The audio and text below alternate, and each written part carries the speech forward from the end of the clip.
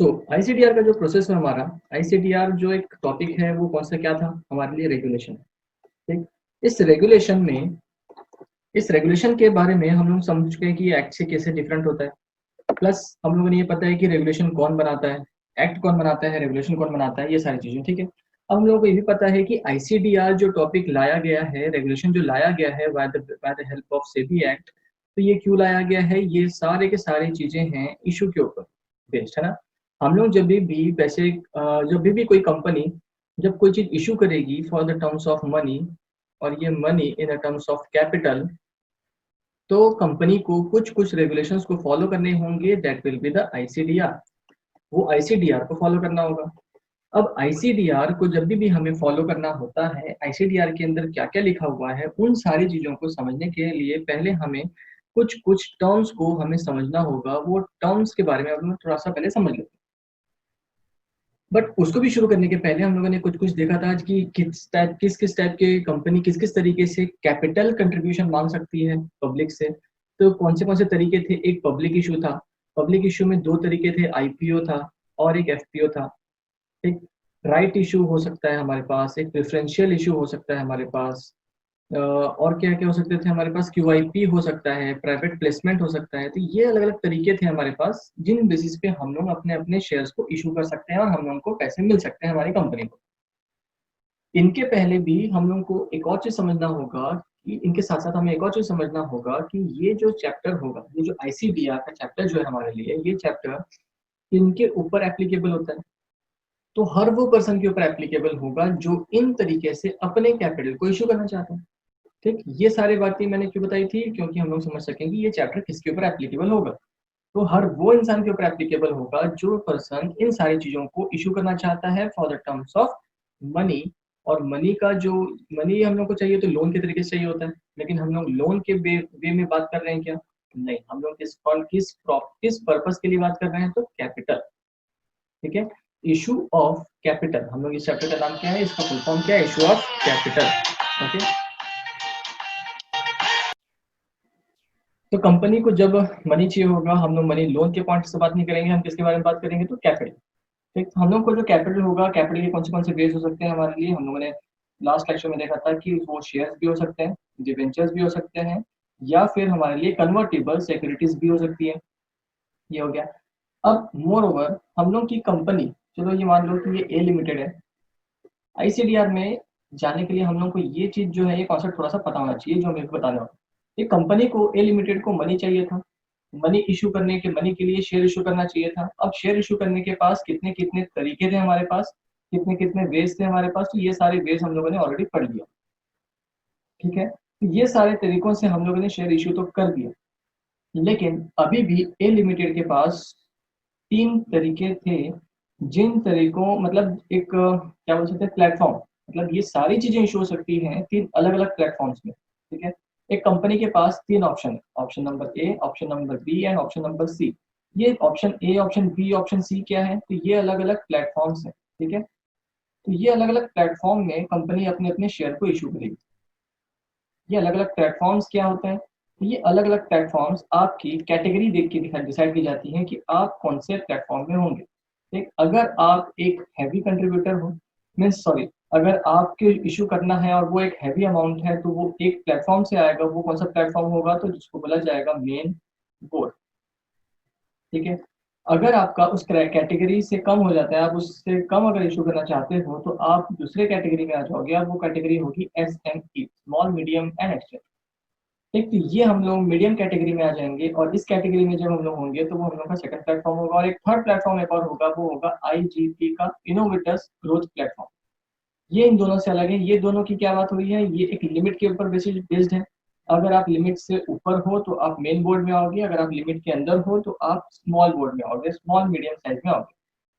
ठीक है, तो ये ठीक एग्जैक्टली वैसे वर्क करता है जैसे हम लोगों ने सेल्स टैक्स में वगैरह में पढ़ते थे, हम लोग मतलब टैक्स में जो हम लोग पढ़ते थे, स्मॉल स्केल ड्यूटीज जो होती थी, स्मॉल स्केल एंटरप्राइजेस जो होते थे, तो उस तरीके से अगर आप स्मॉल स्केल के हो तो आप एसएमई में आओगे, अगर आपका स्केल बड़ा है तो आप किस कैटेगरी में आओगे, मेन बोर्ड में आओगे। तो ये दो अलग अलग प्लेटफॉर्म तो कॉमन हो गए जो आपकी लिमिट के ऊपर डिसाइड की जाएंगे। तीसरा एक और प्लेटफॉर्म है, वो इनोवेटर्स के लिए होगा, इनोवेटर्स ग्रोथ प्लेटफॉर्म, मतलब कि ये न्यू पर्सन के लिए होगा, जो न्यू बोल सकते हैं हम लोग जो इन नए स्टेज में है, इनिशियल स्टेज में है, जो कंपनी आज नया स्टार्ट करने वाले हैं, उन लोगों के लिए एक नया प्लेटफॉर्म क्रिएट किया गया है जिसको बोला जाता है आईजीपी। हो सकता है हमारे रेगुलेशंस में कहीं ना कहीं आईटीपी वर्ड सुनाई दे, क्योंकि इस आईजीपी को पहले आईटीपी का नाम था और आज के डेट में इसको आईजीपी इनोवेटर्स ग्रोथ प्लेटफॉर्म बोला जाता है। ठीक। तो कहीं कहीं कुछ कुछ रेगुलेशंस में थोड़ा बहुत आईटीपी के बारे में भी डिस्कस्ड है, तो हम लोग को कहीं ना कहीं आईटीपी देख सकता है। बस आईटीपी कुछ नहीं है आज के डेट में। आईटीपी का पहले सॉरी आईजीपी को पहले क्या बोला जाता था, आईटीपी बोला जाता था। आईजीपी आईजीपी क्या हो गया, इनोवेटर्स ग्रोथ प्लेटफॉर्म। ये ऐसा प्लेटफॉर्म है जो न्यू एंट्रेंस लोगों के लिए होगा। ठीक, उनको कुछ कुछ फैसिलिटीज दी जाएंगी। और अभी हम लोगों ने थोड़ी देर पहले या लास्ट सेशन में हम लोग ये चीज देखी थी कि कंपनी को जब शेयर्स इशू करने होते हैं, एक कंपनी को जब शेयर इशू करने होते हैं और अगर वो न्यू कंपनी होगी, न्यू एंट्रेंस होंगे, तो उन कंपनी को पहले लिस्टेड होना पड़ेगा। ठीक, लिस्टेड होने के बाद शेयर इशू करने होंगे। अब वो कौन सा इशू होगा, तो आईपीओ होगा, that is initial public offering होगा। ठीक, जो आईपीओ के बारे में हम लोगों ने जो देखा था। अब कंपनी को आईपीओ लिस्टेड लिस्टेड होना पड़ता है। तो यही सारी चीजें हम लोग को आईजीपी में समझनी है कि कंपनी को, न्यू कंपनी, जो न्यू कंपनी अब एग्जिस्ट में आने वाली है, वो आईजीपी के थ्रू, ठीक, आईजीपी के थ्रू वो चाहे तो लिस्टेड होगी और देन आईपीओ क्रिएट करेगी, या फिर लिस्टेड तो हो जाएगी लेकिन वो बिना आईपीओ के, विदाउट आईपीओ के भी आ सकती है। ये ऑप्शन सिर्फ और सिर्फ किसके अंडर में होगा, तो IGP means innovators growth platform में होगा। ये पहला प्लेटफॉर्म में ऐसा कोई ऑप्शन नहीं है, दूसरे प्लेटफॉर्म में भी ऐसा कोई ऑप्शन नहीं है, ये सिर्फ तीसरे प्लेटफॉर्म में ऐसा ऑप्शन है। तीसरा platform IGP innovators growth platform में मिलता है। ये प्लेटफॉर्म जो आपको फैसिलिटी देगा वो क्या, कि आप लिस्टेड तो दोनों केस में होंगे। देखो लिस्टेड तो होगा, लिस्टेड के साथ साथ आपको आईपीओ रखना है कि नहीं रखना है वो डिसाइड करना है। अब हम लोग को जो शेयर इशू करने थे आईजीपी के अंदर, वो क्या था, हम लोग को शेयर इशू करने हैं, तो हम लोग इस केस 1 में जाएंगे, और अगर हम लोग को शेयर इशू नहीं करने हैं तो क्या होगा, हम लोग केस 2 में आएंगे। मतलब इनोवेटर्स ग्रोथ प्लेटफॉर्म में लिस्टेड तो हो जाएंगे, लेकिन हम लोग को शेयर इशू करने की जरूरत नहीं होगी। ये हम लोग को आईजीपी ये प्लेटफॉर्म प्रोवाइड करता है। ठीक, तो हमारे पास 3 टाइप के प्लेटफॉर्म हो गए, मेन बोर्ड, एसएमई और आईजीपी। तो हम लोग का जो अलग अलग सेक्शन है हमारे इस चैप्टर में, जो आईसीडीआई में और आईसीडीआर में हमारे पास अलग अलग सेक्शंस हैं। सेक्शंस की जगह यहाँ पर हम लोग क्या बोलते हैं, रेगुलेशंस। हम लोग के लिए रेगुलेशंस कितने हैं यहाँ पर, टोटल 301।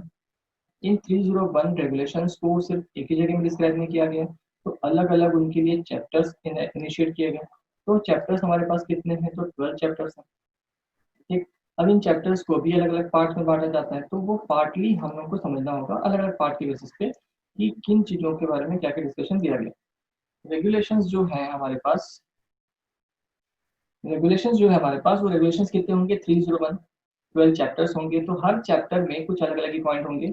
इन चैप्टर्स में कुछ चैप्टर्स हम लोग को बताते हैं कि अगर आपको आईपीओ लाना है मेन बोर्ड में तो क्या करना होगा, वो आपका एक चैप्टर होगा। अगर आपको आईपीओ लाना है आपको एसएमई में तो क्या करना है, अगर आपको आईपीओ लाना है किसके अंदर में, इनोवेटर्स ग्रोथ प्लेटफॉर्म में, तो क्या करेंगे। अब आईपीओ के साथ साथ और भी बहुत सारी चीजें होती है। एक चैप्टर में ऐसा होगा कि अगर आपको एफपीओ लाना है तो क्या करना होगा, अगर आपको राइट इशू लाना है तो क्या करना होगा। इन सारे चीजों के लिए अलग अलग चैप्टर्स हमें इन्वॉल्व किए गए हैं, वो सारे चैप्टर्स को हम लोग को स्टेप बाय स्टेप पढ़ना है।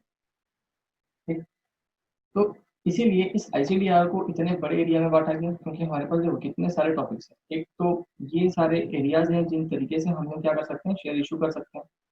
तो ये 1 2 3 4 5, ये 5 अपने आप में एरियाज हो गए। उसके बाद क्या, 3 अलग अलग प्लेटफॉर्म्स हो गए, तो 5 × 3 तो 15 मान लो। ये अलग अलग तरीके से हम लोग को एक्सप्लेन तो करना है। ठीक, अब उसमें भी आईजीपी जो है, आईजीपी एक नया प्लेटफॉर्म है, तो इस प्लेटफॉर्म को ज्यादा डिटेलिंग दी गई है, तो उसमें भी अलग अलग चैप्टर्स दिए गए हैं कि हम लोग को इस तरीके से समझाया गया है कि आईजीपी कौन कौन यूज कर सकता है, कौन कौन एप्लीकेबल होगा, कौन से एंट्रेंस ऐसे होंगे जो आईजीपी में कवर होंगे, उनको क्या क्या फैसिलिटीज मिलेंगी आईजीपी के अंदर। तो ये सारी चीजों को हमें इसके अंदर में समझना है। क्लियर है। ठीक। ये था हमारा सेकंड ओवरव्यू किस चीज के लिए, हमारे आईसीडीआर के लिए। अब हम अपना चैप्टर स्टार्ट कर सकते हैं आईसीडीआर का। बट फिर भी अभी भी चैप्टर स्टार्ट करने के पहले कुछ कुछ डेफिनेशंस जो होंगी, वो डेफिनेशंस को हम लोग को समझना होगा प्रॉपरली। हम लोगों ने अभी आईपीओ को समझ लिया है, एफपीओ को समझ लिया है ऊपर ऊपर से, क्यूआईपी क्या होता है, प्राइवेट प्लेसमेंट क्या होते हैं, प्रेफरेंशियल इश्यूज क्या होते हैं। बट अब हम उसको जो प्रेफरेंशियल इश्यूज समझेंगे तो थोड़ा बहुत ज्यादा क्लियरली समझ में आएगा। लेकिन फिर भी एक बार फटाफट मैं बता दूं, प्रेफरेंस प्राइवेट प्लेसमेंट क्या होता है। देखो आईपीओ तो ये चीज हो गई कि आप फर्स्ट टाइम इशू कर रहे हो, एफपीओ मीन सब्सिक्वेंटली जब भी इशू करोगे आप एफपीओ में होगे। पहले बात कर लेते हैं प्राइवेट प्लेसमेंट की। प्राइवेट प्लेसमेंट क्या होता है कि ये जो इशू आपने पब्लिक को किया, एक इशू हम लोग किसको किए, पब्लिक को किए, तो वो या तो आईपीओ हो सकता है या तो एफपीओ हो सकता है। अब वही इशू अगर हम लोगों ने अपने फैमिली को किया, मान लो फैमिली मेंबर्स को किया, ये शॉर्ट मेंबर्स को किया, तो ये हमारे लिए क्या होगा, प्राइवेट प्लेसमेंट बोला जाएगा। और यही इशू अब हम लोगों ने हमारे क्यू आई बी को किया, क्वालिफाइड इंस्टीट्यूशनल बायर्स को किया, तो ये हमारे लिए क्या होगा, तो ये हमारे लिए क्यू आई पी होगा। अब यही शेयर्स इशू हम लोगों ने किसी ऐसे पर्सन को किए जो ना तो क्यू आई बी है और ना तो हमारी फैमिली है या मेंबर्स हैं या फिर हमारे फ्रेंड्स भी नहीं है। तो ऐसे कंडीशन में जो जनरल कैटेगरी के पर्सन होते हैं वो इन इन लार्ज पब्लिक भी नहीं है, तो ऐसे कंडीशन में हम लोग कौन क्या बोला जाएगा, तो प्रेफरेंशियल इशू। ठीक है, तो ये हमारे अलग अलग कैटेगरीज हो गई। तो समझ रहे हैं हम लोग कि एक इशू और उसी सिर्फ इशू के कितने सारे तरीके हैं।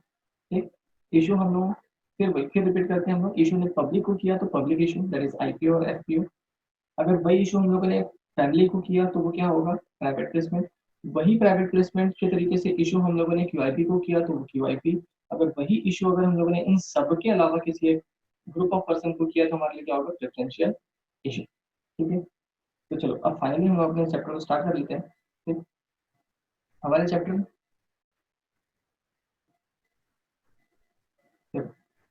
सबसे पहली बात ये सेबी के अंदर में आता है, security exchange board of India.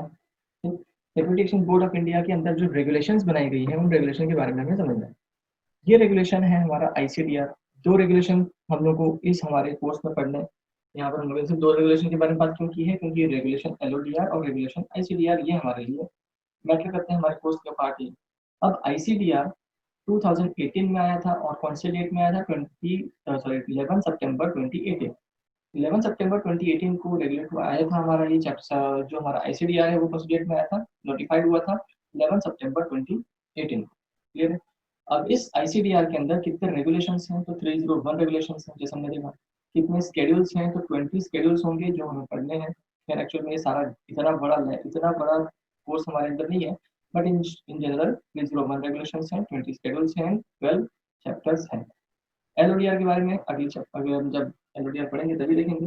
But अभी तक हम लोगों ने क्या याद करना है कि आईसीडीआर के कितने रेगुलेशंस हैं, आईसीडीआर के कितने स्केड्यूल्स हैं, आईसीडीआर के कितने चैप्टर्स हैं और आईसीडीआर कौन सी डेट में आया था। ठीक, तो ये हमें इस टॉपिक से क्लियर हो जाता है कि आईसीडीआर कौन सी डेट पे आया था। आईसीडीआर आया था 11 सितंबर 2018 को। ठीक, और दूसरी चीज क्या कि रेगुलेशंस कितने हैं, 301, स्केड्यूल्स कितने हैं, 20 एंड चैप्टर्स कितने हैं हमारे पास, 12। ठीक, तो ये सारी चीजें हमें याद करनी है मैंडेटरी। Clear, next.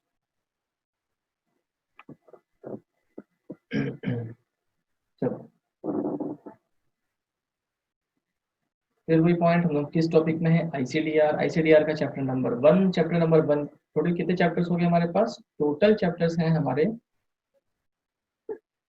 12 चैप्टर्स हैं। इस 12 चैप्टर में से पहला चैप्टर किसके ऊपर है, तो प्रीलिमिनरी। प्रीलिमिनरी देखो, कोई भी एक्ट या कोई भी रेगुलेशन जब स्टार्ट होता है तो सबसे पहली बात किसके बारे में करता है, तो शॉर्ट टाइटल एंड कमेंसमेंट के बारे में करेगा। तो चाहे वो एक्ट हो पहला या वो रेगुलेशन हो पहला, चाहे वो एक्ट हो दूसरा या वो रेगुलेशन हो दूसरा, वो डेफिनेशन के बारे में बात करता है। वैसे ही एक्ट 1 या फिर रेगुलेशन, सॉरी सेक्शन 1 या रेगुलेशन 1 किसके बारे में बात करेगा, शॉर्ट टाइटल एंड कमेंसमेंट। तो टाइटल क्या है इसका, तो सेबी डिस्क्लोजर आईसीडीआर रेगुलेशन 2018 के उसका टाइटल है। They shall come into the force to the 16th day of its publication or in the official gazette। Official gazette में जब भी पब्लिश किया गया होगा उसके बाद फोर्स में कब आया, तो 16th डे में आया। डेफिनेशन, अब आते हैं हमारे मेन पॉइंट में कि हमारे डेफिनेशंस क्या क्या हैं, कौन से डेफिनेशन है जो हमें पढ़ने के। एक्ट, यहाँ पर हम लोग किस एक्ट के थ्रू आए हैं, तो पहला डेफिनेशन किसके ऊपर है, एक्ट। हम लोग किस एक्ट के थ्रू, हमारा रेगुलेशन जो बना है किस एक्ट के थ्रू बना है, तो वो सेबी। तो हम लोग का इस चैप्टर में कभी भी एक्ट पढ़ेंगे तो ये एक्ट मतलब कौन सा एक्ट होगा, तो सेबी एक्ट 1992 के बारे में ही एक्ट होगा। मीन्स हमें जब सिर्फ एक्ट लिखा होगा तो हम लोग के माइंड में वो एक्ट कौन सा आना चाहिए, तो सेबी एक्ट आना चाहिए। नेक्स्ट है हमारे पास एंकर इन्वेस्टर, जो हम लोग के लिए डेफिनेशन इंपॉर्टेंट है, बड़ी डेफिनेशन पढ़ रहे हैं। नेक्स्ट हमारे पास anchor anchor investor. Anchor investor देखो, अभी हम लोगों ने देखा था कि हमारे पास कितने टाइप के प्लेटफॉर्म्स होते हैं। दो टाइप के प्लेटफॉर्म्स होते हैं, एक होता है हमारे पास मेन बोर्ड, एक होता है हमारे पास एसएमई। लिमिट के पॉइंट ऑफ व्यू से देखा जाए तो हमारे पास दो प्लेटफॉर्म्स थे। तीसरा प्लेटफॉर्म तो एक इनिशियल स्टेज के लिए सबके लिए था, बट हम लोग यहाँ पर बात कर रहे हैं लिमिट के पॉइंट ऑफ व्यू से। अगर एक इन्वेस्टर मेन बोर्ड में, ठीक है, मेन बोर्ड, ठीक है, दो बोर्ड है हमारे पास, एक मेन बोर्ड और एक एसएमई। ठीक, पहले हम लोग बात कर लेते हैं मेन बोर्ड में। अगर कोई investor application amount main board में 10 करोड़ या उसके ऊपर अमाउंट पुट करता है तो वो कौन बन जाता है, एंकर इन्वेस्टर। और वही अगर एसएमई के कैटेगरी में, एसएमई तो छोटी होगी, छोटे लोगों के लिए, तो ऐसे कंडीशन में आपका 2 करोड़ या उसके ऊपर अगर होगा तो आप एंकर इन्वेस्टर हो जाओगे।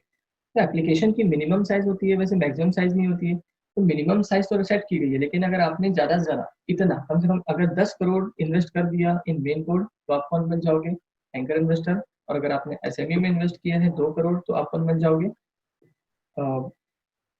Anchor investor. ठीक है, तो इन सारे पॉइंट में क्या क्या, अच्छा हम पढ़ लेते हैं एक बार क्या। Anchor investor means a QIB, means qualified institutional buyers who make an application for a value of ₹10 crore in the public issue on the main board, जब main board की बात करेगी, made through the book building process in accordance with these regulations, or make an application for a whole for a value of at least 2 crore for the issue in accordance with the chapter 9 of these regulations। तो यहाँ पर मैं कुछ कुछ चीजें हैं जो हमें समझनी है। QIB, QIB ये सबसे पहला पॉइंट। QIB, QIB क्या होती है? QIB is a type of company. QIB एक कंपनी है, ठीक, जो मैनेज करती है मिनिमम इन्वेस्टमेंट कितने का, $100 मिलियन का। कम से कम कितना इन्वेस्ट करेगी तो $100 मिलियन होगा उनका इन्वेस्टमेंट। ठीक है, तो उन ऐसे कंपनी को जिन्होंने इतना बड़ा इन्वेस्टमेंट करना है, उन कंपनी को हम लोग क्या बोलते हैं, उन कंपनी को हम लोग बोलते हैं क्वालिफाइड इंस्टीट्यूशनल बायर। या फिर यही एक as a registered broker work करेंगे। जब रजिस्टर्ड ब्रोकर वर्क करेंगे तब उनका इन्वेस्टमेंट कितना होगा, तो $10 मिलियन। तो हम लोगों को ये पता ही है कि एक कंपनी से तो छोटे ही होंगे ब्रोकर्स, तो कंपनी के लिए लिमिट ज्यादा रखी गई है, $10 मिलियन रखी गई है, और ब्रोकर्स के लिए कम लिमिट रखी गई है, $10 मिलियन रखी गई है। ठीक है, दोनों में डिफरेंस समझ आया।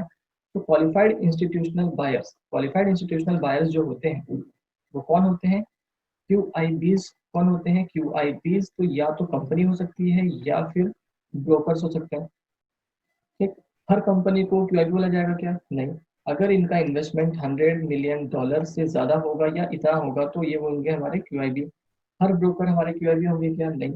अगर ये जो ब्रोकर हैं उनका लिमिट जो है $10 मिलियन से अगर ज्यादा है या इतना ही है तो ये हमारे कौन बन गए, QIB बन गए। ठीक, तो ये सबसे पहली बात QIB। एंकर इन्वेस्टर कौन बन सकता है, तो किसी QIB की बात हो रही है, क्यों? क्योंकि इंडिविजुअल पर्सन इतना बड़ा अमाउंट इन्वेस्ट कर ही नहीं सकता। तो फिर जो अगर आप कंपनी हो या फिर ब्रोकर हो तो ही ऐसे कैटेगरी में आपको एंकर इन्वेस्टर पॉसिबल होगा। ठीक, सेकंड हमारे लिए इंपॉर्टेंट था public issue. Public issue important point है कि पब्लिक इशू क्या होता है। खैर अभी तक समझ आ चुका होगा पब्लिक इशू क्या होता है। पब्लिक इशू क्या होगा?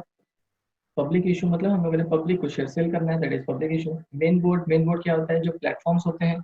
मेन बोर्ड एक सबसे मेन बोर्ड की बात इसलिए भी आ सकती है, नॉर्मल सबके लिए एप्लीकेबल होता है। आप चाहते हो आपको मेन बोर्ड में शेयर इशू करने हैं, आपका सबसे जो टारगेट होता है, मेन टारगेट जो होता है इशू करने का, वो कौन सा टारगेट होता है, तो कौन सा प्लेटफॉर्म होगा, वो मेन बोर्ड का होगा। स्पेसिफाइड हम लोगों ने किसी सिक्योरिटी मार्केट में, हम लोगों ने किसी एक स्टॉक मार्केट को रजिस्टर करके रखा होगा, हम लोग अपने आप को रजिस्टर करेंगे किसी न किसी स्टॉक मार्केट के थ्रू। और वो स्टॉक मार्केट हमें ऑप्शन देगी आपके लिमिट के देख के कि आप किस बोर्ड से किस प्लेटफॉर्म के थ्रू इशू करना है। तो उनमें से एक प्लेटफॉर्म होता है कौन सा, मेन बोर्ड का। Next is book building process. ये हमारा तीसरा नेक्स्ट पॉइंट आया था जो इंपॉर्टेंट था। बुक बिल्डिंग प्रोसेस मतलब क्या? बुक बिल्डिंग मीन्स देखो, जब बुक बिल्डिंग मतलब bidding is a type of bidding. जब आपको बिड करना होता है, आप जब अपना प्राइस डिसाइड नहीं कर सकते हो कि हम लोग को जब इशू करेंगे तो हमें हमारे शेयर की प्राइस क्या होनी चाहिए। तो अगर हम लोग अपने प्राइस डिसाइड नहीं कर पा रहे हैं तो हम लोग बस एक लिमिट डिसाइड करते हैं कि ये ₹100 से ₹200 के बीच में कुछ हमारा प्राइस होगा। ठीक, इसके बीच में हम लोग का प्राइस सेट करना है, लेकिन क्या प्राइस सेट करें, क्या प्राइस कोट करें, हमें नहीं पता। कम प्राइस कोट करेंगे तो हमारा वैल्यू डाउन होगी, और ज्यादा प्राइस कोट करेंगे तो कोई इन्वेस्टर इन्वेस्ट नहीं करेगा। तो अगर हम लोग थोड़ा सा कॉन्फ्लिक्ट में है तो ऐसे कंडीशन में हम क्या करेंगे, बुक बिल्डिंग प्रोसेस की तरफ जाते हैं। Book building means a process undertaken to explicit demand and to assess the price. हम लोग एसेस क्या करने वाले हैं, प्राइस और डिटर्मिनेशन ऑफ क्वांटम और वैल्यू और कूपन ऑफ स्पेसिफाइड सिक्योरिटीज और Indian depository receipt as the case may be. ठीक है, तो हम लोग को बुक बिल्डिंग प्रोसेस में क्या हम लोग अपना प्राइस डिसाइड नहीं कर पाते हैं, तो ऐसे कंडीशन में हम लोग को बुक बिल्डिंग प्रोसेस का बेस लेना होता है। एंड लास्ट पॉइंट आया था चैप्टर 9। चैप्टर 9 किसके ऊपर होता है? SME, small medium enterprises. मतलब क्या, ये ऊपर हमने देखा, अगर आप मेन बोर्ड में हो तो आपको 10 करोड़, और SME में हो तो आपको 2 करोड़ की बात हो रही है। अब ये जो भी एप्लीकेशन होगा वो किसके थ्रू होगा? तो बुक बिल्डिंग प्रोसेस के थ्रू होगा। By whom? By the QIBs। Applicant कौन होंगे, अप्लाई कौन कर रहे होंगे? तो अप्लाई करेंगे तो क्वालिफाइड इंस्टीट्यूशनल बायर्स। ऐसे क्वालिफाइड इंस्टीट्यूशनल बायर्स जिन्होंने 10 करोड़ से ऊपर मेन बोर्ड में अप्लाई किया है and through the book building process. जब ये सारी चीजें कंबाइन होती है तब इसे बोला जाएगा एंकर इन्वेस्टर। क्लियर है? तो अगर हम इसको शॉर्ट में लिखें तो क्या होगा? QIB प्लस QIP हो गया। अब उन्होंने इशू करना है थ्रू किसके? Through book building process. ठीक, इन व्हाट? Main board. जब ये तीनों चीज कंबाइन होगी तब इन्हें क्या बोला जाएगा? Qualified institutional buyers. प्लस कितना अमाउंट होना चाहिए? कम से कम मेन बोर्ड की बात आ गई तो 10 करोड़ या उसके ऊपर। क्लियर है? अब ऐसी चीजें लास्ट में बस मेन बोर्ड की जगह SME और 10 करोड़ की जगह 2 करोड़, ये दो फॉर्मेट लिख लोगे तो तुम्हारे दिमाग में एंकर इन्वेस्टर हमेशा के लिए क्लियर हो जाएगा। क्लियर है? आगे नेक्स्ट, एंकर इन्वेस्टर के बाद हमारा नेक्स्ट टॉपिक है बोर्ड। बोर्ड मतलब क्या होगा? सेबी। तो जब भी हम लोग बोर्ड की बात करेंगे, यहाँ पर मैं बोर्ड मीटिंग की बोर्ड नहीं है, मतलब बोर्ड ऑफ डायरेक्टर्स वाला बोर्ड नहीं है। ये कौन सा बोर्ड होगा? SEBI, security exchange board of India वाले बोर्ड की बात हो रही है।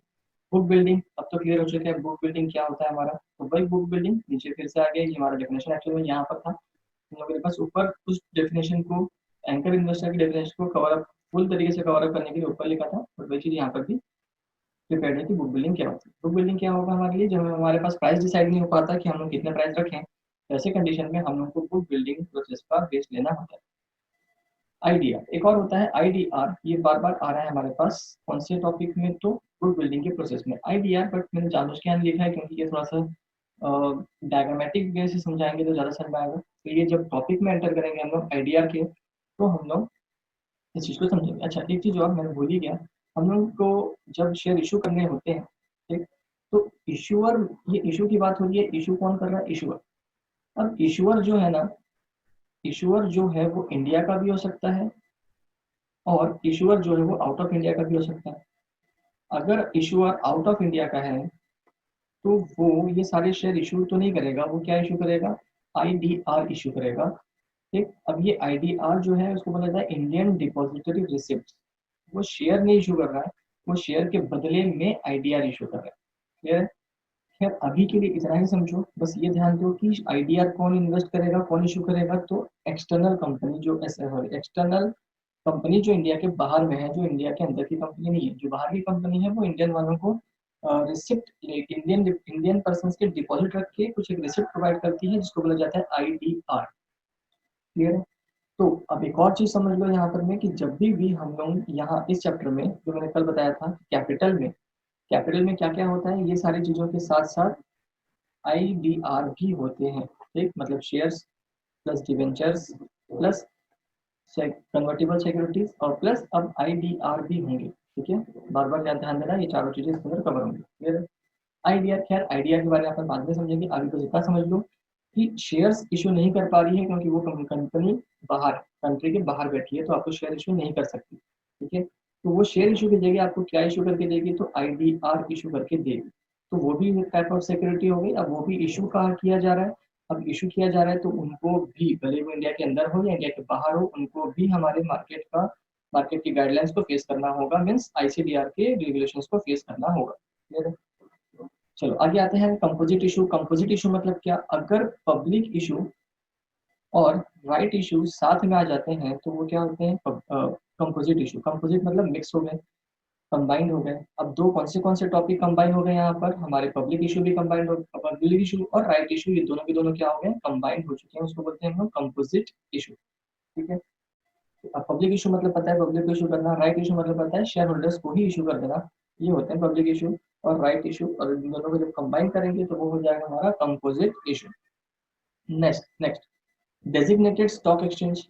अब हमारे पास अलग अलग टाइप के स्टॉक एक्सचेंज होते हैं, हम लोग अलग अलग, मतलब बहुत सारे स्टॉक एक्सचेंज की बात तो नहीं करते। अब हम लोग यहाँ मेन दो स्टॉक एक्सचेंज की बात कर लेते हैं। एक स्टॉक एक्सचेंज होगा हमारे पास NSE, नेशनल स्टॉक एक्सचेंज और एक होगा बॉम्बे स्टॉक एक्सचेंज। ठीक है, हमारी जो कंपनी है ए लिमिटेड, हम लोग को लग रहा है कि हम लोग बॉम्बे में हैं, तो हमारे लिए पास पड़ेगा कौन सा एक्सचेंज, तो हमारे लिए होगा important Bombay stock exchange.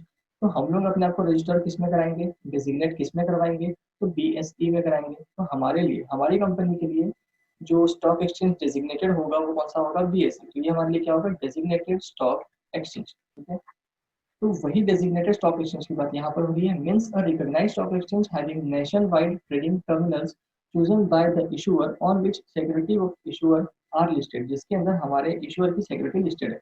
Means हमारी कंपनी ए लिमिटेड की सिक्योरिटी किसमें लिस्टेड है, BSE में है, नॉट इन NSE। तो ये हमारी सिक्योरिटी लिस्टेड नहीं है यहाँ, ये हमारी डेजिग्नेटेड नहीं होगी। डेजिग्नेटेड कौन सी होगी हमारी, तो BSE, क्योंकि यहाँ पर हमारी सिक्योरिटी लिस्टेड है। बट यहाँ पर एक इंपॉर्टेंट पॉइंट आया, means recognised stock exchange having a nationwide trading terminal. तो बस ध्यान देना कि हम लोग ऐसे स्टॉक एक्सचेंज को ही डेजिग्नेटेड स्टॉक एक्सचेंज बोलेंगे जिसका नेशन वाइड, ऐसे स्टॉक एक्सचेंज जिनका नेशन वाइड ट्रेडिंग टर्मिनल होता है, बस उन्हें ही डेजिग्नेटेड स्टॉक एक्सचेंज मान सकते हैं। ऑब्वियसली हम लोग जब इन्वेस्ट कर रहे हैं तो नेशन, पूरा नेशन वाइड ही होना चाहिए। अदरवाइज हम लोग यहाँ बैठे हैं तो बस हम लोग बगल वाली कंपनी का शेयर इशू कर सकते हैं, मतलब शेयर परचेस कर सकते हैं। ऐसे स्टॉक एक्सचेंज का तो कोई मतलब ही नहीं है। तो हम लोग ऐसे स्टॉक एक्सचेंज की बात करेंगे जो नेशन वाइड होगी, उन्हीं को हम लोग अपना डेसिग्नेशन ले सकते हैं। क्लियर है। नेक्स्ट होगा हमारा draft letter of offer and draft offer document. ये दो डॉक्यूमेंट हैं जो हमें बार बार देखने को मिलेंगे। ठीक है, तो पहले तो ये इस चीज को डायग्रामेटिकली देख लेते हैं कि draft letter of offer, draft letter offer and draft offer document में क्या फर्क होता है। क्लियर है। चलो, एक हो गया हमारे पास, जब देखो कंपनी जब स्टार्ट होती है, ठीक, ए लिमिटेड, चलो स्टार्ट की बात नहीं करते, हम लोग को ए लिमिटेड को शेयर इशू करना है। कंपनी को जब शेयर इशू करने हैं तो कंपनी के पास दो ऑप्शन, एक हो गया पब्लिक इशू और एक हो गया राइट इशू।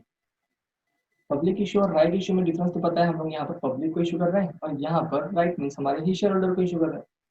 तो बस डॉक्यूमेंटेशन हम लोग को जमा करने होंगे, किसको, सेबी को। हमें सारे इन्फॉर्मेशन कहाँ जमा करने होते हैं, सेबी को जमा करने होते हैं। तो जब हम लोग पब्लिक इशू के थ्रू जाएंगे तो भी हमें कुछ जमा करना होगा, हमें राइट इशू के थ्रू जा रहे होंगे तो भी कुछ जमा करना होगा। दोनों कंडीशन में हमें जब फॉर्मेलिटीज जमा करनी होती है तो उन फॉर्मेलिटीज का थोड़ा सा नाम चेंज किया गया है। तो यहाँ पर होता है ड्राफ्ट ऑफर डॉक्यूमेंट और राइट इशू के केस में होता है लेटर ऑफ ऑफर। ठीक, LOO, और यहाँ पर होता है DOD, लेटर ऑफ ऑफर, और ऊपर में होगा ड्राफ्ट ऑफर डॉक्यूमेंट। क्लियर है। तो ये दो डिफरेंस है बस, और कोई डिफरेंस नहीं है दोनों में। कि draft offer, draft letter of offer मतलब क्या होता है, means the letter of offer filed with the board, board means क्या, SEBI, in relation to the right issue under this regulations. हम लोग राइट इशू के केस में सेबी को अगर कुछ फाइल करते हैं तो वो क्या होगा, ड्राफ्ट लेटर ऑफ ऑफर। और वही पब्लिक इशू के केस में अगर हम लोगों ने अपने बोर्ड को मीन सेबी में कुछ अगर फाइल किया तो वो क्या होगा, ड्राफ्ट ऑफर डॉक्यूमेंट। तो ये दो हो गए डॉक्यूमेंट। FPO, FPO मतलब तो पता चल चुका है अभी, फर्दर पब्लिक ऑफरिंग। क्या होती है फर्दर पब्लिक ऑफरिंग, अगर आपने लाइफ टाइम में पहली बार इशू किया होगा तो आप IPO थे, अगर आपने अब सब्सिक्वेंटली फिर इशू किया तो वो क्या हो गए, FPO हो गए। और इसी, देखो फर्दर पब्लिक ऑफरिंग यही है, बस इसके अंदर एक ऑफर फॉर सेल आया, तो हमें एक ऑफर फॉर सेल थोड़ा सा एक्सप्लेन करने की जरूरत पड़ रही है। ऑफर फॉर सेल का मतलब क्या होगा, ऑफर फॉर सेल का डेफिनेशन आगे भी होगा, बट ऑफर फॉर सेल यहाँ पर आ गया तो मैं यही समझा देता हूँ। ऑफर फॉर सेल क्या होता है, हमारे प्रोमोटर्स जो होते हैं हमारी कंपनी के, प्रोमोटर्स के पास भी तो शेयर्स होते हैं। प्रोमोटर्स के पास जो शेयर्स हैं, ठीक, वो शेयर्स अगर प्रोमोटर्स अब मार्केट में पब्लिक को बेचना चाहते हैं, ठीक, तो इस पब्लिक को जब बेचा जाएगा प्रोमोटर्स के थ्रू, तो ये इस स्टेज को क्या बोला जाएगा, ऑफर सेल या सेल ऑफ ऑफर। ठीक है, डाउट है। तो ये हो गया हमारा क्या, ऑफर फॉर सेल। तो ऑफर फॉर सेल का मतलब क्या है, तो प्रोमोटर्स, हमारी कंपनी के जो प्रोमोटर्स हैं, हमारी कंपनी इशू नहीं कर रही है, हमारी कंपनी न्यू शेयर इशू लेकर के नहीं आ रही है। कंपनी ने ऑलरेडी प्रोमोटर को इशू किए थे, देखो क्या था, ए लिमिटेड, ए लिमिटेड ने हमारे प्रोमोटर्स को इशू किया था। प्रोमोटर्स ने अपने शेयर को बेचना है, ठीक है, प्रोमोटर्स अपने शेयर को बेचेंगे, किसको बेचेंगे, पब्लिक को बेचेंगे, तो इसे क्या बोला जाएगा, ऑफर फॉर सेल। ठीक है, तो प्रोमोटर्स के पास जो शेयर्स आए थे, प्रोमोटर्स को 20% कम से कम परचेस करना होता है। मीन्स कंपनी जब स्टार्ट हुई थी, देखो प्रोमोटर्स कौन होते हैं, प्रोमोटर्स ने कंपनी को बनाया। ठीक। अब कंपनी को किसने बनाया है, तो प्रोमोटर्स ने बनाया। बनाया इन द सेंस कि पूरे लॉज रेगुलेशंस किसको पता होती है, तो किसी चार्टर्ड कंपनी सेक्रेटरी को मान लो, या चार्टर्ड अकाउंटेंट को मान लो, या कॉस्ट अकाउंटेंट को मान लो, सारी लॉ के बारे में हमें आइडियाज होती है। तो जब लॉ के बारे में आइडियाज होंगी तो कंपनी को क्रिएट करने के लिए जो लीगल कंप्लायंसेस फुलफिल करने होते हैं, वो उनके लिए हम लोग किसी पर्सन को हायर करेंगे। तो वो पर्सन होते हैं कौन से, ये प्रोफेशनल पर्सन होंगे, प्रोमोटर्स। इन प्रोमोटर्स ने क्रिएट किया, तो हो सकता है कि ये फ्रॉड के लिए क्रिएट किया हो, ऐसा भी हो सकता है। मीन्स हम लोगों ने लोगों के पैसे उठाएंगे और ये कंपनी लेके भाग जाएंगे, पैसे लेके भाग जाएंगे कंपनी बंद करके, तो इनमें लॉस होगा पब्लिक का। तो ऐसा ना हो, इसीलिए प्रोमोटर्स को भी इसी कंपनी में इन्वेस्ट करना होता है कंपलसरी। तो वो मिनिमम 20% हम लोग को क्या करना पड़ेगा, इशू करना पड़ेगा। ठीक। 20% जो मिनिमम इशू करना पड़ेगा, वो इशू करने के बाद ऐसा नहीं है कि हमें आज खरीद लिया और कल बेच दिया, उसको लॉक इन रखना पड़ेगा कुछ समय के लिए। तो लॉक इन रखना पड़ता है 3 साल के लिए। तो lock in for the 3 years रखना होगा। और अगर हमने थोड़ा भी बहुत एक्सेस कर लिया है, 20% से थोड़ा भी एक्सेस अगर हम लोगों ने, मान लो कि हमने 30% किया, तो 30 को हम दो पार्ट में बांटते हैं। 20% को 3 साल रखना पड़ेगा, और जो एक्सेस 10% है उनको हमें सिर्फ 1 साल के लिए लॉक इन रखना पड़ेगा। अब हमारी कंपनी 3 साल बाद इस शेयर को, या 1 साल बाद इस शेयर को बेचना चाहती है, कंपनी नहीं, सॉरी, प्रोमोटर्स। प्रोमोटर्स अब 3 साल बाद, और या फिर इन शेयर को 1 साल बाद अगर बेचना चाहती है, तो इसको किसके थ्रू भेजा जाएगा, ऑफर फॉर सेल, या सेल ऑफ ऑफर। क्लियर है, कुछ भी बोल सकते हैं इसको। ये पॉइंट होता है किसके लिए, प्रोमोटर। इन शॉर्ट क्या, प्रोमोटर्स और पब्लिक जब कॉन्ट्रैक्ट में आती है, उसको क्या बोलेंगे हम लोग, ऑफर फॉर सेल। क्लियर है। Next is general corpus purpose, sorry, general corporate purpose. General corporate purpose मतलब क्या, देखो क्या होगा कि ना, हम लोगों को हर चीज़ों को, जब भी शेयर इशू किया जाएगा, शेयर जब भी इशू होता है ना, तो हम लोग को दो चीज़ें, ड्राफ्ट ऑफर डॉक्यूमेंट जमा करना होता है सेबी के पास, और ऑफर डॉक्यूमेंट मतलब प्रोस्पेक्टस वगैरह और उसी के पास जमा करना होता है। क्लियर है। कि जब ऑफर डॉक्यूमेंट में बोलो, या फिर ड्राफ्ट ऑफर डॉक्यूमेंट में जब हम लोग इशू के फाइलिंग करते हैं ना, तो हम लोग को ऑब्वियसली सेबी को शो करना पड़ता है कि हम लोग किस पर्पस के लिए, क्या हमारा पर्पस है, हम लोग किस रीजन से पैसे मांगे। कुछ तो रीजन होगा, टाइम पास के लिए तो नहीं मंगा रहे हैं, मतलब कुछ तो रीजन होगा हमें मंगाने का। तो जो रीजन होगा, जो पर्पस होगा, वो पर्पस हमें शो करनी होगी। लेकिन हम लोग को मान लो कि 10 लाख रुपीज का की जरूरत है, तो हम लोग सीधा 10 लाख ही मंगाएंगे, ऐसा भी नहीं है। थोड़ा बहुत ऊपर से भी हो सकता है, इसलिए हम लोग 10 लाख की जगह 12 लाख मंगाएंगे। ठीक। तो 12 लाख में से जो 2 लाख हो गए, ये क्या हो गया, ये जनरल कॉर्पोरेट फंड हो गया, पर्पस हो गया, क्योंकि हम लोगों ने इसको डिक्लेरेशन नहीं दी कि ये 2 लाख रुपए क्यों मंगा रहे हैं।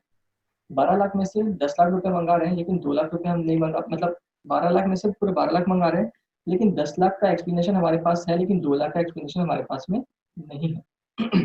तो ऐसे फंड को, जिनका एक्सप्लेनेशन हमारे डीओडी में नहीं होता या ओडी में नहीं होता, ऐसे फंड को हम क्या बोलते हैं, जनरल कॉर्पोरेट फंड। ठीक है। तो ये जनरल कॉर्पोरेट फंड की बात हो रही है, ये पहला। दूसरा भी होता है कि, लेकिन हम मतलब क्या, कि हम लोगों ने किसी काम के लिए स्पेसिफाइड तो बोल दिया, हम लोगों ने काम तो स्पेसिफाई कर दिया, लेकिन उसका अमाउंट स्पेसिफाई नहीं हो पा रहा है, वो भी हमारे लिए क्या होगा, जनरल कॉर्पोरेट। क्लियर है। तो दो चीजें, कि अमाउंट स्पेसिफाइड है। ठीक। पहला केस क्या, अमाउंट स्पेसिफाइड है लेकिन पर्पस स्पेसिफाइड नहीं है, ये हो गया हमारा जनरल। दूसरा केस क्या हो गया, कि पर्पस तो स्पेसिफाइड है, हमें काम पता है कि क्या होगा, लेकिन उसका अमाउंट नहीं पता कितना होगा। ठीक। दोनों सिचुएशन है, हमें पर्पस पता है, सॉरी, पर्पस पता है लेकिन अमाउंट नहीं पता क्या होगा, ऐसे कंडीशन को भी हम लोग क्या बोलेंगे, जनरल कॉर्पोरेट। तो ये दो सिचुएशन आ जाती है। क्लियर। ठीक। तो जनरल में क्या हो गया, ये डेफिनेशन ऊपर लेना, लेकिन यहाँ क्लियरली मैंने लिखा है क्या, general corporate purpose is equal to one where purpose are identified, हमारे पास पर्पस आइडेंटिफाइड होगा, but amount is not identified, not specified. ठीक है। और दूसरा क्या, वेयर अमाउंट इज स्पेसिफाइड, कि हम लोग कैसे इन्वेस्ट करेंगे ये स्पेसिफाइड है, लेकिन पर्पस, सॉरी, कितना इन्वेस्ट करेंगे ये तो स्पेसिफाइड है, लेकिन purpose are not specified, purpose क्या है वो नहीं पता हमें। तो ये दोनों कंडीशन में हम लोग क्या बोलेंगे, जनरल कॉर्पोरेट पर्पस। क्लियर है। आगे और एक इसमें प्रोविजन है, प्रोविजन के थ्रू बताया गया कि आप ये जो 2 लाख रुपए, हम लोगों ने बात किया कि 12 लाख रुपए में से 10 लाख रुपए नॉर्मल हमें पता है, सारी इन्फॉर्मेशन है, लेकिन 2 लाख रुपए जनरल कॉर्पोरेट पर्पज में आ गए। तो ये 2 लाख रुपए भी की लिमिट होगी ना, कि आप इतना ही रख सकते हो, उससे ज्यादा अमाउंट आप शो नहीं कर सकते। क्लियर है। तो ये पॉइंट हम लोगों को बोला गया है कि आपका जो जनरल कॉर्पोरेट पर्पस है वो मैक्सिमम 25% हो सकता है, उससे ज़्यादा नहीं हो सकता। ठीक है, तो आई थिंक इसमें ये है, चलो कहीं आगे बढ़ने मिलेगा। तो जनरल कॉर्पोरेट पर्पस जो होता है वो मैक्सिमम कितना हो सकता है हमारा, 25% का होता है, उससे ज़्यादा हम लोग नहीं कर सकते, जनरल में डाल नहीं सकते। ग्रीन शो ऑप्शन मतलब मान लो कि एक टाइप ऑफ एक्सेप्शन है। ग्रीन शो ऑप्शन क्या होगा, is a type of exception. Exception में क्या होता है कि means an option of allotting equity share in excess of the equity share offer. हम लोग अलॉट कर सकते हैं उससे भी ज्यादा जितना हम लोगों ने शेयर ऑफर किया था पब्लिक को, is a type of exception. ठीक है, नॉर्मली क्या होता है हम लोग ने जितना ऑफर किया उतना ही शेयर इशू कर सकते हैं, ज्यादा कैसे अलॉट कर सकते हैं, नहीं कर सकते, पॉसिबल ही नहीं है, कंप्लायंस को तोड़ देंगे हम लोग। लेकिन ग्रीन शो ऑप्शन में क्या होता है कि हम लोगों ने जितना ऑफर दिया है पब्लिक को उससे ज्यादा शेयर इशू कर सकते हैं। तो ये हो गया कि हमारे लिए टाइप ऑफ एक्सेप्शन। ठीक है, अलॉट कर सकते हैं मतलब इशू कर सकते हैं। नेक्स्ट, इनिशियल पब्लिक ऑफर, ये हमारा हो चुका है। आईपीओ क्या होता है। नेक्स्ट था हमारा टेंथ वाला, टेंथ रेगुलेशन 10 था हमारे पास। ठीक, वो क्या था, आईटीपी के लिए था, लेकिन वो अब कैंसिल करके कौन सा आ गया है, आईजीपी आ गया, means innovators growth platform. Innovators growth platform means the trading platform for listing and trading of specified securities of issuer that comply with the eligibility criteria specified in the regulation 283। तो regulation 283 में आपकी specification दी हुई है कि अगर आप किस reason से आप इस क्राइटेरिया को फुलफिल कर सकते हो और आप इस आईजीपी के बेनिफिट को अट्रैक्ट करोगे और आपको ये बेनिफिट मिलेगा। तो मतलब क्या, in short, basically in short क्या, ये एक हमारे लिए प्लेटफॉर्म है। तीन प्लेटफॉर्म की बात कर रहे हैं हम लोग बार बार, एक मेन बोर्ड, एक एसएमई वाला, और एक हो गया हमारा आईजीपी। तो ये तीसरा प्लेटफॉर्म है जिसके थ्रू आपको बेनिफिट मिलेगा, कुछ कुछ बेनिफिट मिलेंगे और आप इस बेनिफिट को उठाते हुए आप शेयर ट्रेडिंग कर सकते हो। क्लियर है। Next, institutional investors. Institutional investors मतलब वो होते हैं ऐसे क्यूआईबीज होते हैं जिनका नेटवर्थ, अगर किसी भी क्यूआईबी का अगर नेटवर्थ एक 500 करोड़ या उससे ज्यादा है तो वो कौन बन जाएगा, इंस्टीट्यूशनल इन्वेस्टर। अब उसको हम लोग क्या भी बोलेंगे, इंस्टीट्यूशनल इन्वेस्टर्स भी बोलेंगे। ऐसी कोई फैमिली ट्रस्ट या इंटरमीडियरीज या ब्रोकर्स, अगर आपका टर्नओवर नेटवर्थ कितना होगा, 500 करोड़ या उसके ऊपर होगा, तो ऐसे कंडीशन में आपको भी क्या बोलेंगे, इंस्टीट्यूशनल इन्वेस्टर्स। तो इंस्टीट्यूशनल इन्वेस्टर्स की कैटेगरी कैसे सेट होती है, आपके अमाउंट से, आपके नेटवर्थ से। अगर आपका नेटवर्थ 500 करोड़ या उसके ऊपर में है तो आपको क्या बोला जाएगा, इंस्टीट्यूशनल इन्वेस्टर्स बोला जाएगा। ठीक, इंस्टीट्यूशनल इन्वेस्टर्स अलग कुछ भी नहीं है, उनका अलग से कोई प्रॉपर डेफिनेशन भी नहीं बोल सकते हम लोग, बस ये बोल सकते हैं जो क्यूआईबी दिख रहा है, इस क्यूआईबी का अगर 500 करोड़ के ऊपर नेटवर्थ हो गया तो ये क्यूआईबी को अब क्या बोला जाएगा, इनिशियल सॉरी इंस्टीट्यूशनल इन्वेस्टर्स बोला जाएगा। फैमिली ट्रस्ट हो गया या इंटरमीडियरीज हो गई, ये जो फैमिली बगल में खड़ी है, फैमिली ट्रस्ट जो बगल में खड़ी है, इस फैमिली ट्रस्ट का काम करते करते करते करते नेटवर्थ अगर 500 करोड़ या उसके ऊपर हो गया तो वो क्या बोला जाएगा, उसको बोला जाएगा इंस्टीट्यूशनल इन्वेस्टर्स। ठीक है। अच्छा एक चीज और, सॉरी मैं बार बार ये बोल रहा था कि 500 करोड़ या और मोर नहीं है ये, 500 करोड़ के ऊपर अगर होता है तो, ठीक है, नेटवर्थ हमारा 500 के ऊपर होना चाहिए। 500 करोड़ भी हुआ तो भी हम लोग इंस्टीट्यूशनल इन्वेस्टर्स नहीं होंगे। क्लियर है। आगे, मेन बोर्ड क्या होता है, ये भी हो चुका है। आगे, नेटवर्क क्या होते हैं, नेटवर्क तो क्लियर है। हमारे नेटवर्क में क्या आता है, प्रोडक्शन कैपिटल आता है, रिजर्व आता है, प्रॉफिट आता है। और हमारे प्रॉफिट में रिजर्व में एक रिजर्व नहीं आता, कौन सा, रिवैल्यूएशन ऑफ एसेट का रिजर्व जो बनता है वो रिजर्व नहीं आता। ठीक, तो मेनली हम लोग बस ये डेफिनेशन तो पढ़ लेना, लेकिन मेनली क्या क्या दिया हुआ है, पेड शेयर कैपिटल होता है, रिजर्व्स होता है। रिजर्व्स कहाँ से बनेगा, था आउट ऑफ प्रॉफिट और एसपीसी मतलब सिक्योरिटी प्रीमियम से बनेगा। प्रॉफिट होता है, प्रॉफिट होता है तो लॉस भी माइनस होगा, डिफर्ड एक्सपेंसेस माइनस होंगे, मिसलेनियस एक्सपेंडिचर्स माइनस होंगे। और ऐसे रिजर्व के अंदर ऐसे रिजर्व के अंदर ऐसे रिजर्व नहीं होंगे जो रिवैल्यूएशन से बने होंगे। क्लियर है, क्योंकि हमारा मेन रिजर्व नेटवर्क के लिए हमारा एक्चुअल रिजर्व होता है, और रिवैल्यूएशन से बनाया गया रिजर्व सिर्फ माइथ बोल सकते हैं कि वैल्यू एसेट बढ़ा दी तो हम लोगों को रिजर्व बढ़ाना पड़ गया, तो वो एक अलग टाइप का रिजर्व है, तो उस रिजर्व की बात हम नहीं कर रहे हैं। मेन रिजर्व जो होता है हम लोग को उससे हमारा नेटवर्क चाहिए। फिर तो हमारे नेटवर्क के अंदर क्या होगा, पेड अप शेयर कैपिटल होगा, प्लस रिजर्व्स होंगे, अदर देन रिवॉल्यूशन रिजर्व और प्रॉफिट होगा। ठीक, और हम लोग के इसमें क्या क्या नहीं होना चाहिए, अलग से क्या एक्सक्लूड करेंगे, तो डेफर्ड एक्सपेंसेस मतलब फिक्टिशियस एसेट, मिसलेनियस एक्सपेंडिचर हम लोग माइनस करेंगे। फिर तो हमारा नेटवर्क आ जाएगा।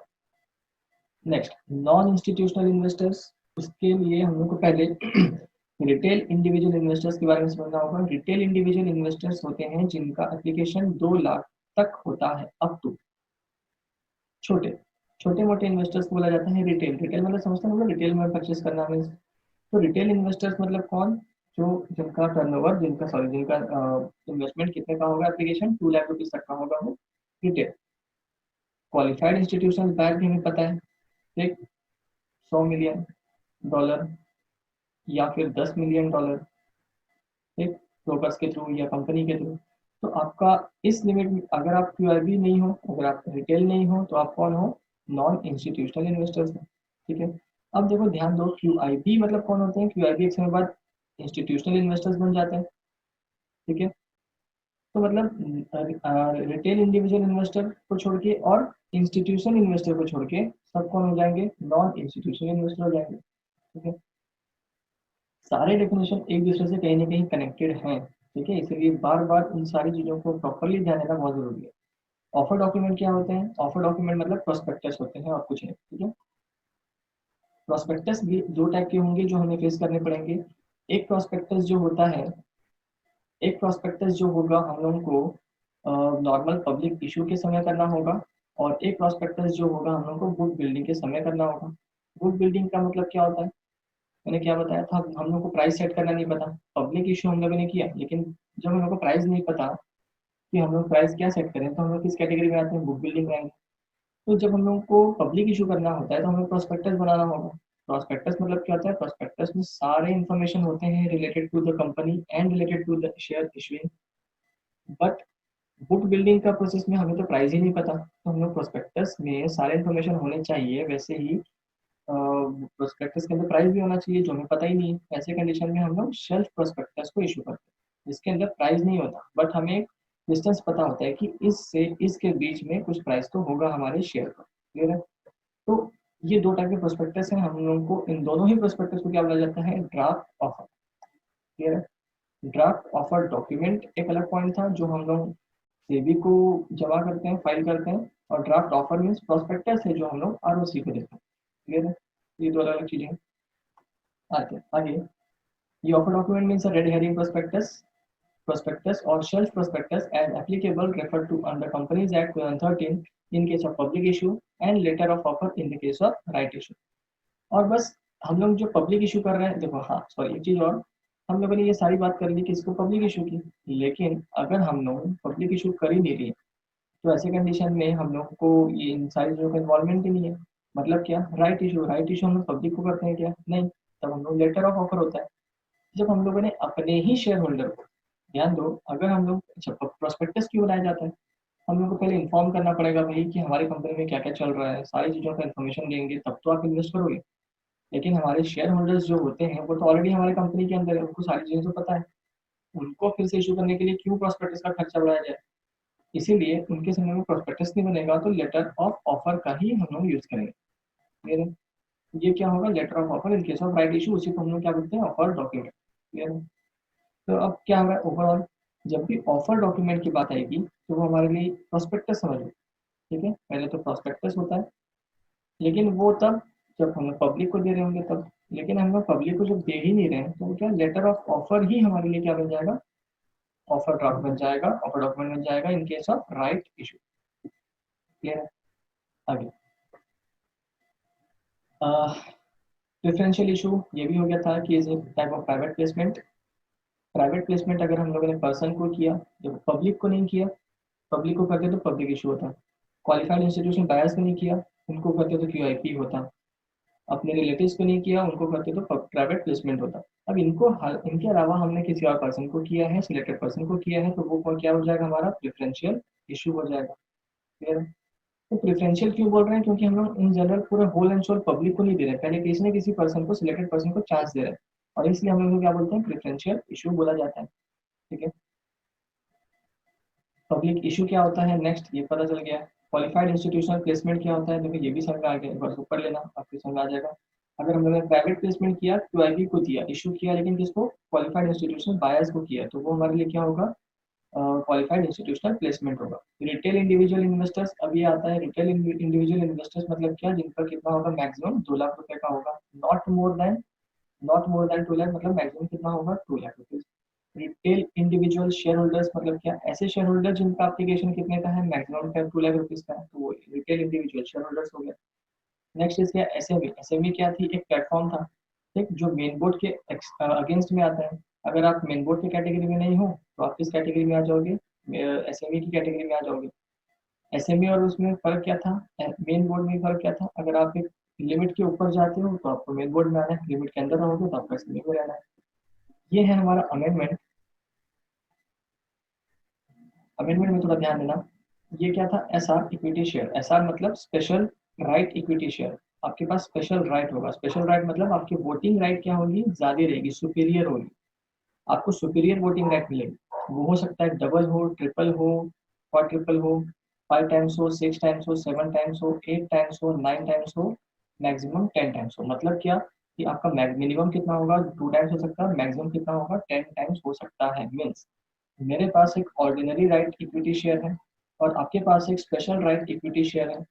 अगर आपका राइट, आपके पास शेयर्स हैं और आप वोट, एक शेयर है आपके पास, मेरे पास भी एक शेयर है, तो आप एक शेयर के बदले कितना वोट कर सकते हो, तो एक ही वोट कर सकते हो। लेकिन मैं 2 वोट कर सकता हूँ, अगर मेरे पास डबल राइट है तो मैं 3 वोट कर सकता हूँ, मेरे पास ट्रिपल राइट हो तो मैं 4 वोट कर सकता हूँ। और मतलब क्या, 2 से लेके 10 के बीच में कोई भी राइट सेट किया जा सकता है। क्लियर है। तो ये था हमारे पास S R equity share. S R equity share is a normal equity share but giving a more superior voting right to you, that is a S R equity share. ठीक है। नेक्स्ट इज ट्रेडिंग प्लेटफॉर्म क्या होते हैं, समझ में आ गया। Main board होते हैं, एसएमई होते हैं और आईजीपी होता है। ऑफर फॉर सेल भी हम लोगों ने देख लिया। ऑफर फॉर सेल क्या होता है, sale by promoters to the public directly. अगर हम लोगों ने प्रमोटर्स ने डायरेक्टली पब्लिक को सेल कर दिया तो वो क्या होगा, ऑफर फॉर सेल, जो हम लोगों ने ऑलरेडी पढ़ लिया। फाइनली हम लोग थोड़े थोड़े कुछ सिमिलर टॉपिक्स कवर कर लेते हैं जो बहुत सारे कंफ्यूजन क्रिएट हुए होंगे। एक है qualified institutional buyers. Qualified institutional buyers को हम लोगों ने क्या देखा था, वो कंपनी भी हो सकती है, वो ब्रोकर्स भी हो सकते हैं। कंपनी ने अगर $100 मिलियन के ऊपर का इन्वेस्टमेंट किया है तो वो क्या होगी, क्यूआईबी। ब्रोकर ने अगर $10 मिलियन से ऊपर इन्वेस्टमेंट किया है तो वो क्या होंगे, क्यूआईबी होंगे। मतलब उनके लिमिट के ऊपर डिसाइड किया जा रहा है, आप कंपनी के साथ साथ क्यूआईबी, आप ब्रोकर के साथ साथ क्यूआईबी। अब इन्हीं क्यूआईबी को अगर हम लोगों ने प्राइवेट प्लेसमेंट के थ्रू शेयर इशू किए तो वो क्या, उस टॉपिक को क्या बोला जाएगा, उस इशू के प्रोसेस को क्या बोला जाएगा, तो क्यूआईपी बोला जाएगा। हमने क्यूआईबी को प्राइवेट प्लेसमेंट के थ्रू शेयर इशू किए तो वो है क्यूआईपी। क्लियर है, बस यही था दोनों में डिफरेंस, क्यूआईबी एंड क्यूआईपी में।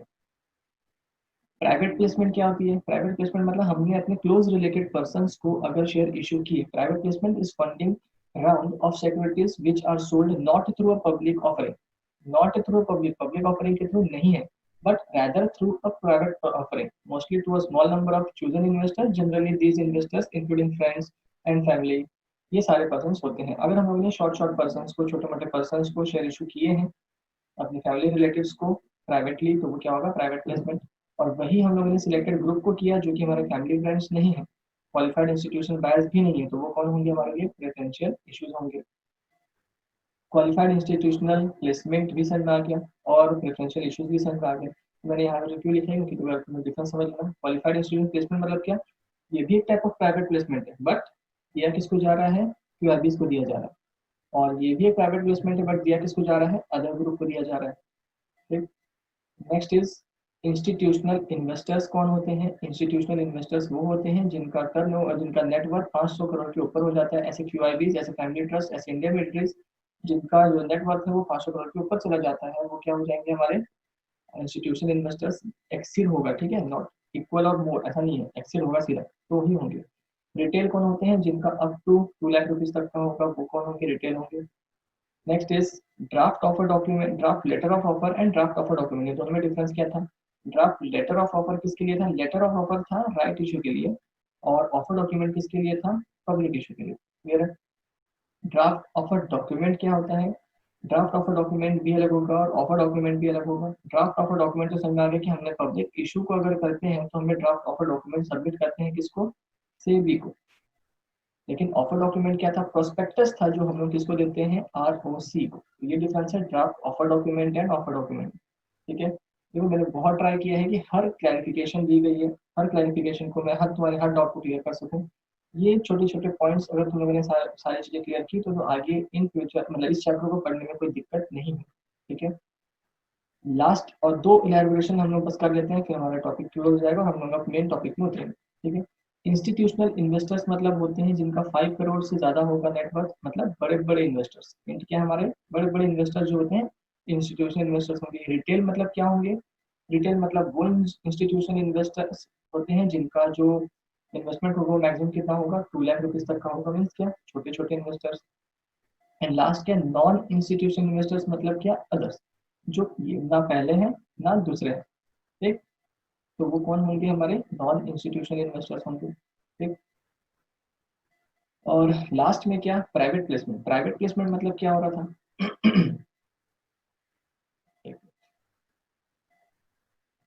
पहले हम लोग समझते हैं हमारा प्रॉपर प्राइवेट प्लेसमेंट।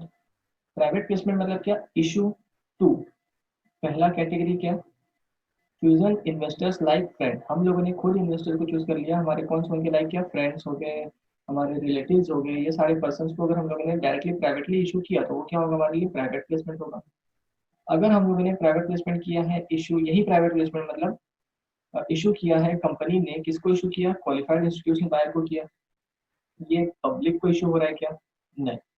ठीक, ये हमारे रिलेटिव्स को हो रहा है क्या, नहीं। स्पेसिफाइड पर्सन्स को हो रहा है क्या, नहीं। ये स्पेसिफाइड पर्सन भी नहीं है, ये एक बहुत बड़ी अथॉरिटी है, ये बहुत बड़ी कंपनी है ना। क्यूआईबी में बहुत बड़ी कंपनी है जो $100 मिलियन या ऐसे ब्रोकर $10 मिलियन इन्वेस्ट करना है, तो वो कौन होगी क्वालिफाइड इंस्टीट्यूट बायर, कोई पर्सन छोटे मोटे पर्सन नहीं है, इंडिविजुअल नहीं है। वैसे कंडीशन में अगर हमने क्वालिफाइड इंस्टीट्यूशन बायर को इशू किया है डायरेक्टली तो वो क्या होगा क्यूआईपी होगा। ठीक, और प्राइवेट प्लेसमेंट हमने अगर स्पेसिफाइड पर्सन को किया है, यहाँ पर भी समझ सकते हैं क्या हमने क्यूआईबी को किया, नहीं।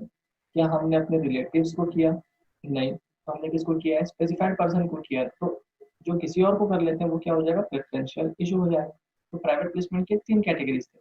प्राइवेट प्लेसमेंट हम लोग अपने फैमिली को भी कर सकते हैं, that is exact private placement. वो प्राइवेट प्लेसमेंट हम लोग आईपी को भी कर सकते हैं तो वो क्यूआईपी होगा, और वो किसी अदर पर्सन को भी कर सकते हैं तो हमारे लिए प्रेफरेंशियल इशू होगा। क्लियर है। ठीक। यहाँ तक हम लोग का सारा डेफिनेशन वाला सेक्शन खत्म होता है और यहाँ तक हमारे सारे टर्म्स भी खत्म हो जाते हैं। और जो अब इसके बाद का जो टॉपिक होगा वो हमारा मेन आईसीडीआर शुरू होगा, एप्लीकेबिलिटी किसके लिए होगी ये चैप्टर अब मेन हम एंटर करेंगे इस चैप्टर के अंदर। तब तक कि आप इस चीज को एक बार और रिवाइज कर लेना, अच्छे से रिवाइज कर लेना, कोई डाउट होगा तो मुझे पूछ लेना। लेकिन अब हम लोग जो बचा हुआ टॉपिक होगा वो अगले वीडियो में कवर करेंगे। ठीक है, अगर मैं इसके आगे और बढ़ा तो हम लोग को ये जो टॉपिक क्लियर होने थे वो टॉपिक क्लियर नहीं हुए। ठीक है, पहले आप इन चीज को एक बार रिवाइज कर लो अच्छे से, बार बार पढ़ लो, ये होने के बाद अपन लोग अपने नेक्स्ट टॉपिक में उतरेंगे। ठीक है, तो चलो ठीक है, अब ये हम लोग अपना चैप्टर यही क्लोज करते हैं, हमारा आज का वीडियो यही क्लोज करते हैं, बचा हुआ अपने अगले वीडियो में करेंगे। Till then, thanks for watching.